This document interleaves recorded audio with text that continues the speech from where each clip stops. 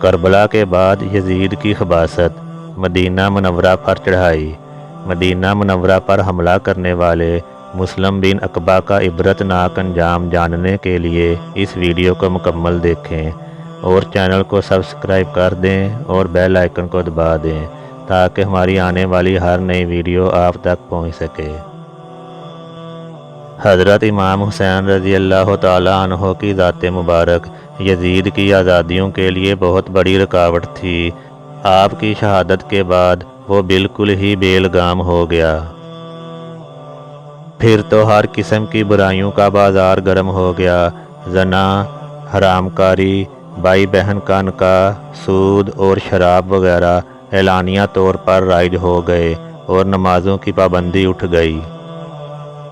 پھر اس کی شیطانیت یہاں تک پہنچ گئی کہ 63 ہجری میں مسلم بن عقبہ کو 12 یا 20 ہزار کے لشکر کے ساتھ مدینہ منورہ اور مکہ معظمہ پر حملہ کرنے کے لیے بھیجا۔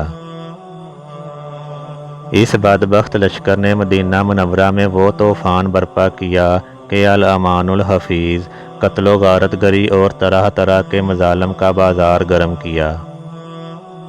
لوگوں کے گھروں کو لوٹ لیا، 700 صحابہ کو بے گناہ شہید کیا اور تابعین وغیرہ کو ملا کر کل 10,000 سے زیادہ افراد کو شہید کیا۔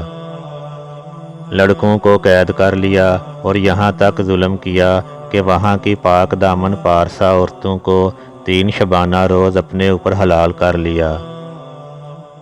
سرکار دو عالم صلی اللہ علیہ وسلم کے روضہ مقدسہ کی سخت بے حرمتی کی، مسجد نبوی میں گھوڑے باندھے اور ان کی لید اور پیشاب ممبر اطہر پر پڑے۔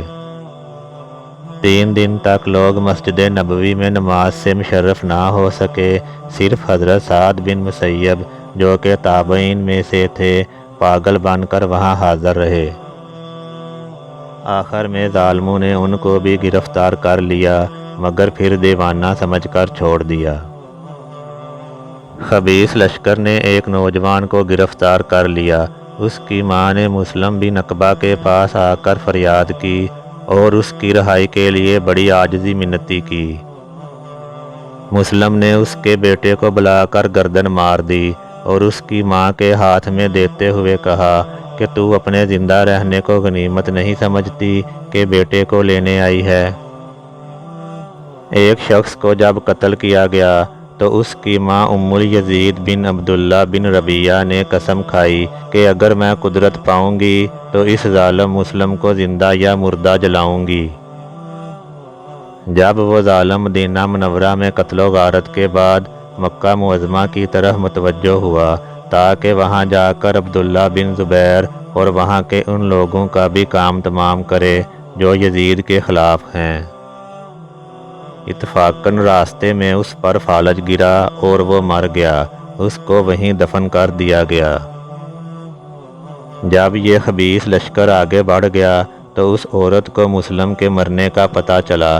وہ کچھ آدمیوں کو لے کر اس کی قبر پر آئی تاکہ اس کو قبر سے نکال کر جلائے اور اپنی قسم پوری کرے۔ جب قبر کھودی گئی تو کیا دیکھا کہ اژدہا اس کی گردن سے لپٹا ہوا تھا اور اس کی ناک کی ہڈی پکڑے چوس رہا تھا۔ یہ دیکھ کر سب کے سب لوگ ڈرے اور اس عورت سے کہنے لگے خدائے تعالیٰ خود ہی اس کے اعمال کی سزا اس کو دے رہا ہے اور اس نے عذاب کا فرشتہ اس پر مسلط کر دیا ہے، اب تو اس کو رہنے دے۔ اس عورت نے کہا نہیں، خدا کی قسم میں اپنے عہد اور قسم کو ضرور پورا کروں گی اور اس کو جلا کر اپنے دل کو ٹھنڈا کروں گی۔ مجبور ہو کر سب نے کہا اچھا پھر اس کو پیروں کی طرف سے نکالنا چاہیے۔ جب ادھر سے مٹی ہٹائی گئی تو کیا دیکھا کہ اسی طرح پیروں کی طرف بھی ایک اژدہا لپٹا ہوا ہے۔ پھر سب نے اس عورت سے کہا کہ اب تو اس کو چھوڑ دے، اس کے لیے یہی عذاب کافی ہے، مگر وہ عورت نہ مانی۔ اس نے وضو کر کے 2 رکعت نماز ادا کی اور اللہ تعالیٰ کے حضور ہاتھ اٹھا کر دعا مانگی۔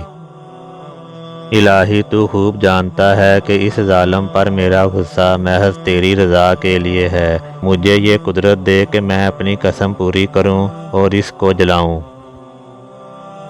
یہ دعا کر کے اس نے ایک لکڑی سانپ کی دم پر ماری، وہ گردن سے اتر کر چلا گیا۔